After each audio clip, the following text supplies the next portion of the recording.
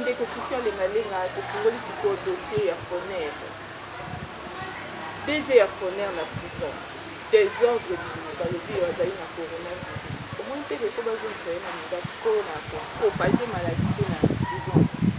Maman journaliste, oui, maladie tend de empêcher la juge, pas juger. Na droit de donner le transport. Par contre, vous jugez même dans mettre hôpital. Donc, et je pense que le quoi il y a coronavirus, il faut pas avoir à disposition pour nous battre les prisonniers au Bazali.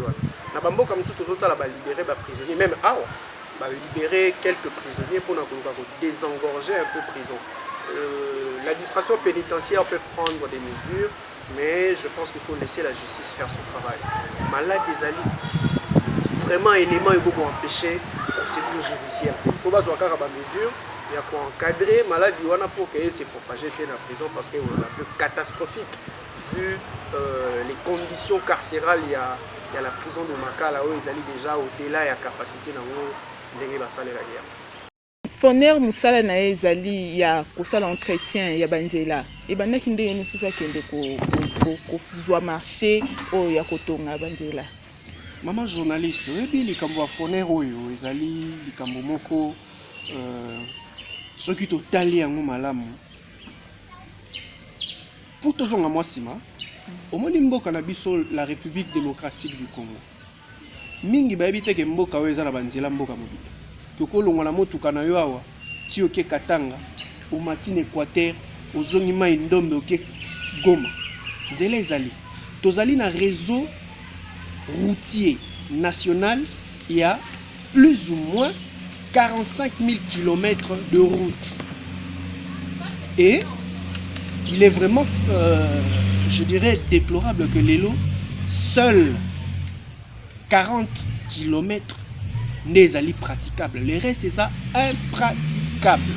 Alors, pour nous résoudre à la question, d'abord, on a d'accord na Foner.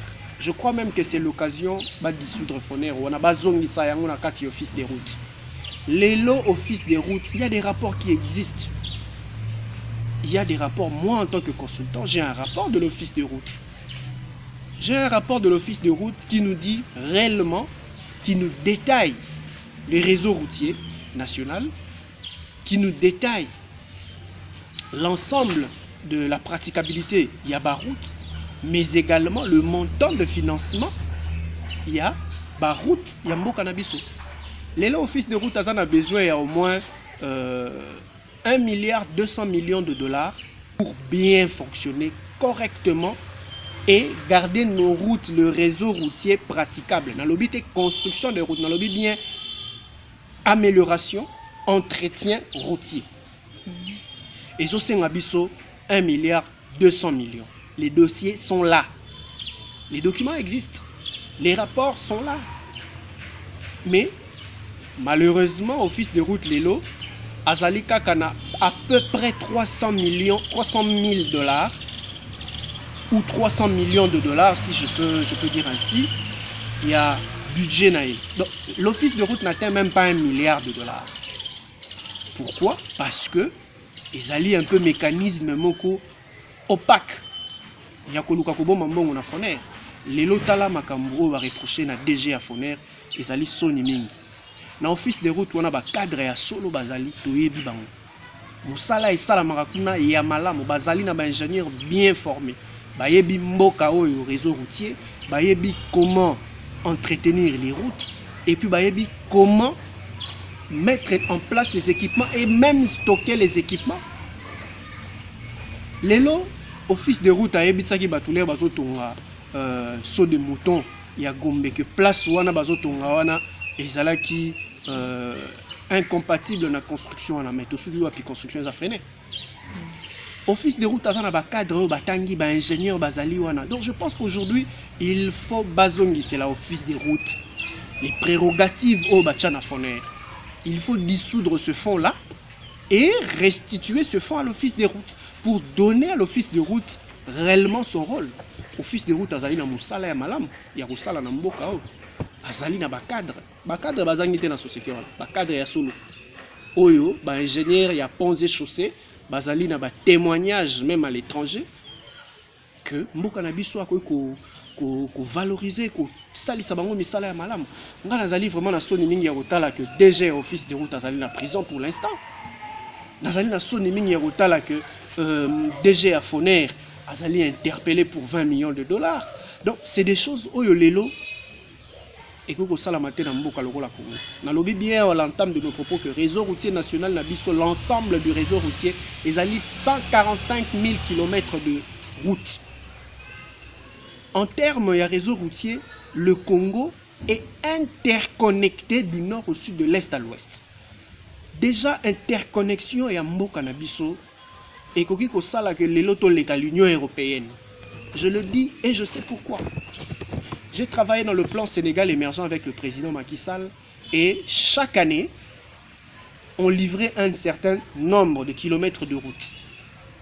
Donc, l'élo, j'ai des documents qui prouvent le nombre de routes au Salagi avec la Géroute dans le Sénégal.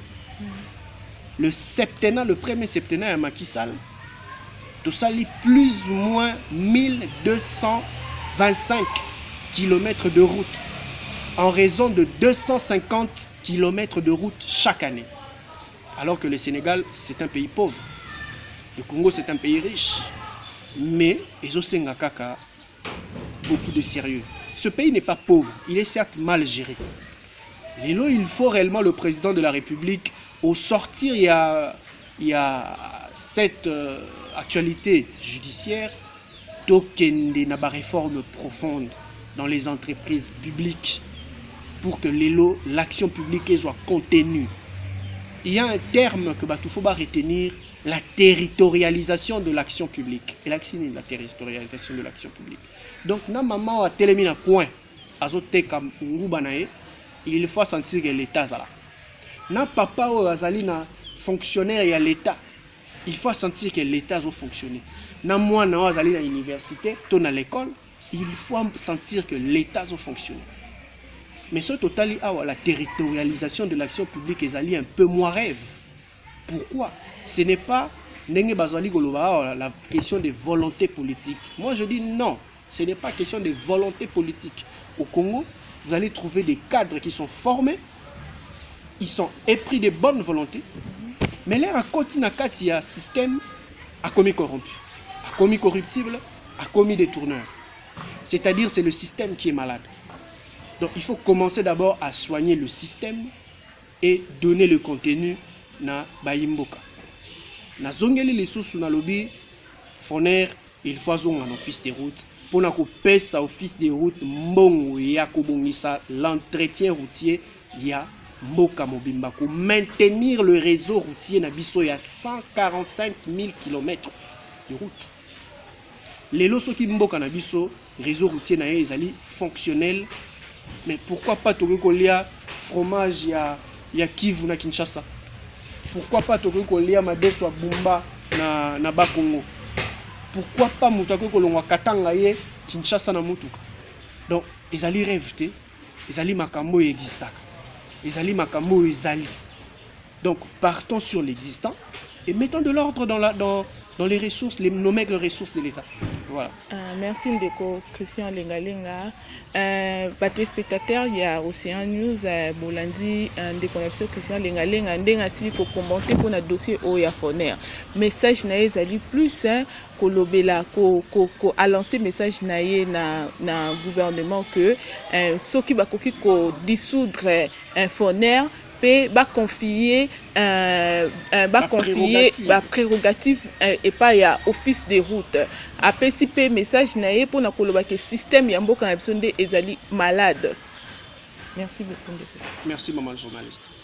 Topesi mbote na batu oyo balandaka biso na Afrique du Sud, Perrine Boroto, Freddy Samba ya Marie France, Grace Nkake, Jimmy, Juju ML, Tommy Banga, tous na Cape Town.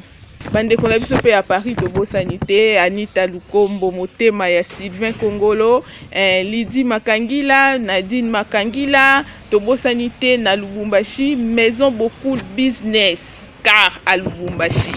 Maman et makambo Ndeko ingénieur San Pilipili na États-Unis. Tobo Sanité Richard Mbala na Paris. dido lenga lenga pe na Paris topesi yo pe mbote.